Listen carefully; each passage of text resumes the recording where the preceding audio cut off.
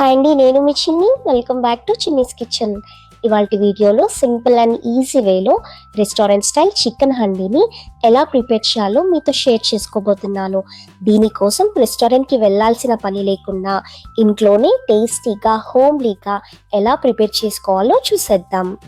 ముందుగా దీనికోసం స్టవ్ మీద ఒక ప్యాన్ పెట్టేసుకుని అందులోకి ఒక 2 టేబుల్ స్పూన్స్ వరకు ఆయిల్ని, 1 టేబుల్ స్పూన్ వరకు నెయ్యిని యాడ్ చేసుకోండి.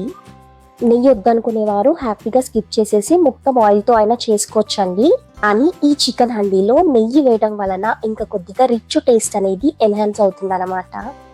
ఆయిల్ అనేది హీట్ అయ్యాక ఇందులోకి ఒక 1/2 టీ స్పూన్ వరకు షాజీరాను, ఒక 2 వరకు మీడియం సైజ్ సన్నగా తరిగిన ఉల్లిపాయ ముక్కలను వేసి గోల్డెన్ బ్రౌన్ వచ్చేంత వరకు వేయించండి.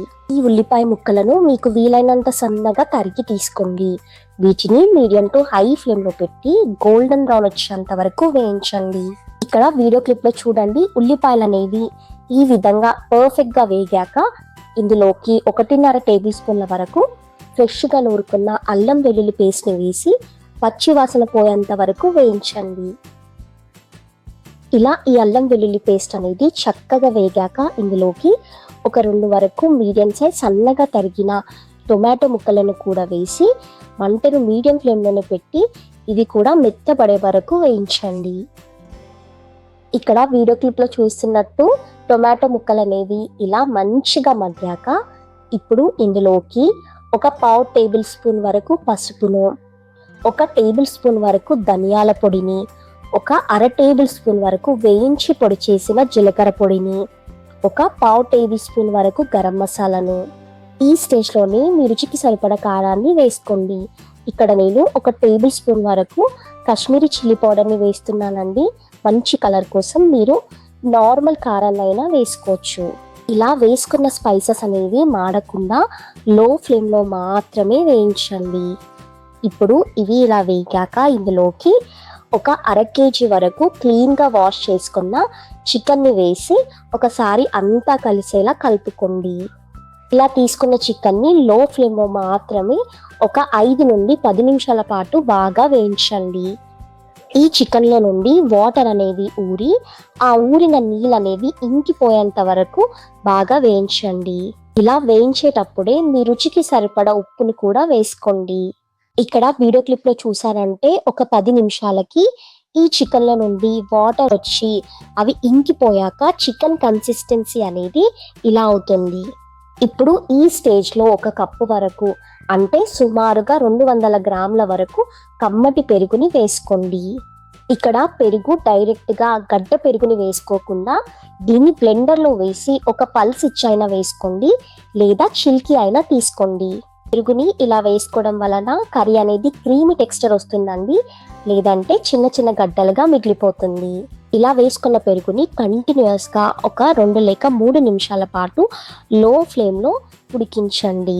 ఇలా ఒక 2 లేక 3 నిమిషాల పాటు ఉడికిస్తే ఆయిల్ అనేది పైకి తేలుతుందండి. అప్పుడు మూత పెట్టి మరి ఒక 3 నుండి 4 నిమిషాల పాటు లో ఫ్లేమ్లో మాత్రమే ఉడికించండి. ఇప్పుడు దాదాపు ఒక 3 నుండి 4 నిమిషాల తర్వాత మూతను తీసి ఒకసారి అంతా కలిసేలా కలుపుకొని ఇలా క్రష్ చేసిన కసూరి మేతిని 1 టేబుల్ స్పూన్ వరకు వేసుకోండి.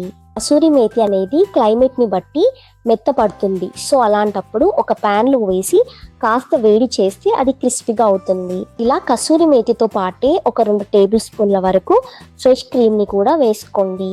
ఫ్రెష్ క్రీమ్ అనగానే మార్కెట్కి పోయి తేల్సిన అవసరం లేదండి. ఇంట్లో మనం పాల మీగడని ఫ్రిడ్జ్లో స్టోర్ చేసి పెట్టుకుంటూ ఉంటాము. సో దాన్ని బ్లెండర్లో వేసి 1 లేక 2 పల్స్ ఇస్తే ఫ్రెష్ క్రీమ్ అనేది రెడీ అయిపోతుంది. ఇలా వేసుకున్న ఫ్రెష్ క్రీమ్ని అంతా కలిసేలా కలుపుకొని ఇప్పుడు ముక్క అనేది ఉడకనట్టు అనిపిస్తే లేదా డ్రైగా అనిపిస్తే కొద్దిగా అంటే ఒక 1/2 కప్పు వరకు వాటర్ని యాడ్ చేసుకోండి. ఇలా వాటర్ని యాడ్ చేసుకున్నాక ఒకసారి మిక్స్ చేసుకొని మూత పెట్టి ఒక 5 నుండి 10 నిమిషాల పాటు లో ఫ్లేమ్లోనే మధ్యన కదుపుకుంటూ ఉడికించుకోండి. ఇలా ఒక 10 నిమిషాల తర్వాత మూతను ఓపెన్ చేసి ఒకసారి అంతా కలిసేలా కలుపుకొని ఒక ముక్కను తీసి ఇలా స్పూన్తో అయినా లేదా వేలితో అయినా నొక్కి చూస్తే ముక్క అనేది ఉడికిందో లేదో అర్థమవుతుందండి. ఇక్కడ నాకు ముక్క అనేది పర్ఫెక్ట్గా ఉడికిందండి.